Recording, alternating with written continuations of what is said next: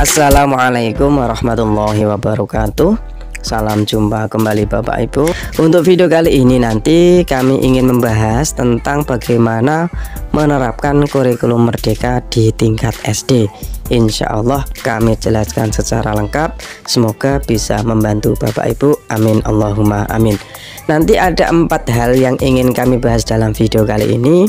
Yang pertama adalah bagaimana karakteristik kurikulum merdeka khususnya di tingkat SD. Kemudian pembahasan yang kedua adalah perubahan pokok. Apa saja toh yang berubah di tingkat SD, berubah dari kurikulum 2013 ke kurikulum merdeka ini, nanti apa saja yang berubah. Kemudian yang ketiga adalah bagaimana SKL terbaru SD. Karena dari SKL inilah nanti kita jadikan dasar bagaimana kita nanti mendidik dan menciptakan lulusan sekolah dasar. Dan yang keempat nanti akan membahas bagaimana struktur kurikulum di tingkat SD. Kita mulai pembahasan yang pertama tentang karakteristik kurikulum merdeka. Sebenarnya ini sudah kami sampaikan dalam video-video kemarin, tapi ada baiknya kita mengulas kembali, sedikit mereview supaya kita nanti lebih memahami tentang karakteristik kurikulum merdeka. Karakteristik yang pertama nanti adalah berfokus pada materi esensial. Artinya materi tidak usah terlalu luas, yang penting bagaimana siswa itu mampu memahami, mampu menerapkan, sehingga pembelajaran nanti akan lebih mendalam, terutama dalam pengembangan literasi dan numerasi siswa. Kita tidak boleh memahami bahwa literasi adalah bahasa Indonesia dan numerasi adalah matematika, bukan. Tapi semua mapel itu nanti bisa diajarkan tentang literasi dan numerasi. Literasi adalah bagaimana siswa itu mampu memahami apa yang dibaca, mampu mengolah informasi, dan mampu menerapkannya. Kalau numerasi itu memang berhubungan dengan angka, dengan tabel, dan juga dengan simbol-simbol. Semua pelajaran nanti memang mengajarkan anak bagaimana siswa-siswi itu akan berkembang literasi dan numerasinya. Kemudian karakteristik yang kedua nanti ada profil pelajar Pancasila, di mana ini nanti dikembangkan melalui pembelajaran berbasis proyek. Nanti pembelajaran berbasis proyek yang dikejar utama bukan hasilnya, tapi karakternya, tapi prosesnya.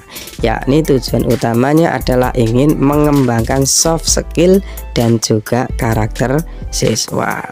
Pembelajaran berbasis proyek ini nanti akan masuk dalam struktur kurikulum, yakni 20-30% setiap pelajaran akan dialokasikan untuk pembelajaran berbasis proyek.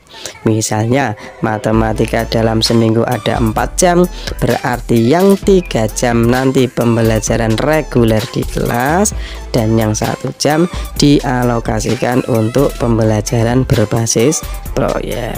Dari alokasi yang 20% tadi dari semua mapel nanti digabungkan, dibuat jadwal pembelajaran berbasis proyek.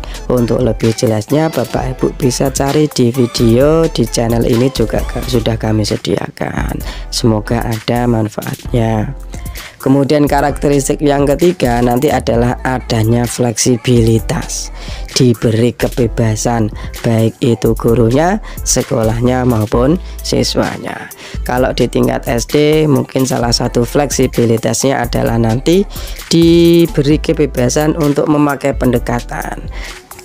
Kalau di kurikulum 2013 kemarin diwajibkan memakai tematik, untuk kurikulum merdeka nanti dibebaskan boleh memakai pendekatan tematik atau boleh memakai pendekatan berbasis mapel. Diserahkan kepada satuan pendidikan, diserahkan kepada guru kelas mana yang terbaik untuk siswa-siswinya masing-masing. Kemudian fleksibilitas yang kedua bisa dilihat bagaimana capaian pembelajaran itu disusun per fase, bukan per jenjang. Kalau dulu itu kelas 1 sudah ditentukan tujuannya ini, kelas 2 tujuannya ini, kelas 3 tujuannya ini, nanti tidak. Nanti akan dibentuk per fase. fase A nanti ada kelas 1 dan kelas 2. Jadi capaian pembelajaran yang dibentuk di satu fase boleh disampaikan di kelas 1, boleh disampaikan di kelas 2, boleh disampaikan kedua-duanya karena ada fleksibilitas. Kemudian yang ketiga nanti jam pelajaran disusun per tahun, bukan per minggu. Kalau kemarin di kurikulum 2013 jika matematika 4 jam kan berarti 4 jam terus setiap minggu, tapi nanti dibebaskan per tahun. Untuk lebih jelasnya Bapak Ibu nanti setelah melihat ini bisa lihat channel ini, sudah kami sediakan semuanya. Kita lanjutkan pembahasan yang kedua, yaitu apa saja toh yang berubah di tingkat SD. Paling tidak ada 4. Yang pertama nanti pelajaran IPA dan IPS akan digabung menjadi satu yang bernama IPAS, ilmu pengetahuan alam dan sosial. Kenapa toh IPA dan IPS ini di tingkat SD ini digabung? Karena menurut para ahli, anak tingkat SD ini tahap berpikirnya masih konkret, masih sederhana, belum detail, dan juga nanti digabungkan untuk memicu anak dalam mengelola lingkungan alam dan sosial secara terpadu dan komprehensif. Kemudian perubahan yang kedua nanti bisa kita lihat bahasa Inggris sudah menjadi mapel pilihan. Kalau kemarin hanya sebagai mapel ekstrakurikuler, nanti sudah menjadi mapel pilihan. Artinya guru yang mengajar sudah diakui jamnya oleh Dapodik. Yang ketiga nanti mapel keterampilan nanti akan diganti menjadi mapel seni dan budaya. Nanti sekolah harus menyiapkan minimal satu jenis seni, boleh seni musik, boleh seni teater, dan juga boleh seni tari. Dan yang terakhir nanti pendidikan Pancasila akan menjadi pengganti mapel PPKN. Kenapa kok istilahnya diganti menjadi pendidikan Pancasila? Pemerintah sekali lagi ingin memperkuat penanaman karakter sesuai nilai Pancasila, bukan sekedar teori dan pengetahuan saja. Nah, nanti siapa yang berhak untuk mengajar bahasa Inggris? Ada beberapa alternatif. Yang pertama, kalau guru kelasnya memang punya kompetensi bahasa Inggris yang bagus, berarti nanti guru bahasa Inggris yang mengajar. Tetapi kalau misalkan belum punya kompetensi yang memadai, maka nanti bisa diambilkan dari guru bahasa Inggris jurusan bahasa Inggris yang ada di sekolah tersebut. Atau jika belum ada lagi, maka nanti biasa diambilkan dari guru bahasa Inggris SD maupun SMP terdekat. Atau juga bisa dari mahasiswa yang masuk program Merdeka Belajar Kampus Merdeka. Kemudian selanjutnya kita bahas mengenai SKL di SD. Kenapa toh kok SKL ini penting? Karena memang kita mengajar itu kan harus ada pedomannya, dan pedoman itu sudah dibuat oleh pemerintah.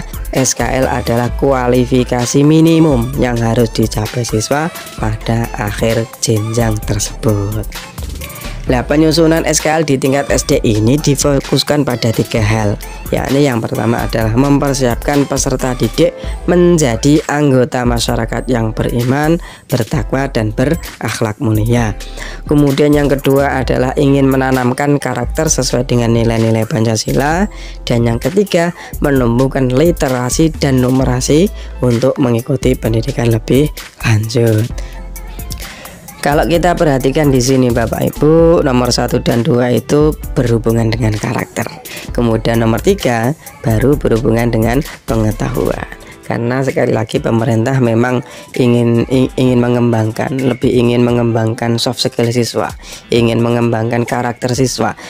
Bagaimana anak didik Indonesia nanti memiliki karakter-karakter yang dibutuhkan untuk mengikuti perkembangan zaman.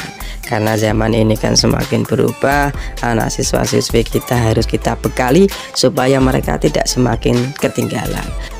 Kemudian yang terakhir kita nanti akan membahas bagaimana struktur kurikulum di tingkat SD. Ada 4 hal, yakni yang pertama nanti bagaimana pembagian fasenya, yang kedua bagaimana pendekatan yang kita lakukan, kemudian yang ketiga adalah bagaimana proporsi beban belajar pembagiannya seperti apa, dan yang keempat adalah bagaimana pembagian beban belajar per mapel. Yang pertama, untuk fase perkembangan siswa di tingkat SD nanti ada 3. Yang pertama namanya fase A, fase B, dan fase C. Fase A itu terdiri dari kelas 1 dan kelas 2, fase B terdiri dari kelas 3 dan kelas 4, dan fase C terdiri dari kelas 5 dan kelas 6. Capaian pembelajaran ini sekali lagi disusunnya per fase, bukan per jenjang. Artinya guru memiliki fleksibilitas untuk menuntaskan capaian pembelajaran, boleh di tahun pertama, boleh di tahun kedua, atau boleh kedua-duanya. Misalkan pada fase A ada capaian pembelajaran siswa mampu memahami bilangan sampai 10.000. Karena di fase A ini adalah kelas 1 dan kelas 2, maka bilangan 10.000 ini boleh dituntaskan di kelas 1, boleh dituntaskan di kelas 2, atau boleh disampaikan di kelas 1 dan kelas 2. Yang penting pada akhir fase ketika siswa nanti sudah naik dari kelas 2, capaian pembelajaran ini sudah harus tuntas. Untuk capaian pembelajaran sudah beberapa kali kami sampaikan, sudah beberapa kali kami cantumkan di deskripsi, bisa Bapak Ibu download. Kemudian selanjutnya, sebagaimana yang kami sampaikan tadi, bagaimana pendekatan pembelajaran di tingkat SD, tidak lagi diwajibkan memakai tematik, tapi diberi fleksibilitas, boleh memakai tematik, boleh berbasis mata pelajaran. Monggo jenengan pilih mana yang terbaik untuk jenengan, mana yang terbaik untuk anak-anak jenengan. Kemudian yang ketiga adalah proporsi struktur kurikulum. Nanti di tingkat SD pembelajarannya dilakukan melalui 2 kegiatan. Yang pertama intrakurikuler, yaitu pembelajaran sebagaimana biasa di kelas reguler, yakni nanti ada 80%. Kemudian yang kedua adalah pembelajaran berbasis proyek. Untuk menggali profil pelajar Pancasila nanti ada 20%. Misalnya jika matematika per minggu itu ada 4 jam pelajaran, maka 3 jam pelajaran adalah kegiatan reguler berupa kegiatan di kelas. Nanti yang 1 jam dialokasikan untuk pembelajaran berbasis proyek. Yang terakhir kita akan melihat bagaimana struktur kurikulum. Pada dasarnya tidak ada perubahan Bapak Ibu. Kalau dulu matematika ada 5 jam juga masih 5 jam. Kalau PJOK ada 4 jam masih 4 jam. Yang membedakan adalah pembagiannya, proporsinya. Kalau matematika dulu 5 jam, berarti nanti yang 4 jam adalah KBM di kelas seperti biasa, yang 1 jam untuk proyek. Khusus bahasa Indonesia, karena ada 8 jam, nanti yang 4 jam itu kegiatan KBM di kelas, yang 2 jam untuk kegiatan berbasis proyek. Bisa kita lihat di sini Bapak Ibu, untuk pendidikan agama nanti sesuai dengan agama anak masing-masing. Kalau Islam berarti pendidikan agama Islam, kalau Katolik berarti pendidikan agama Katolik.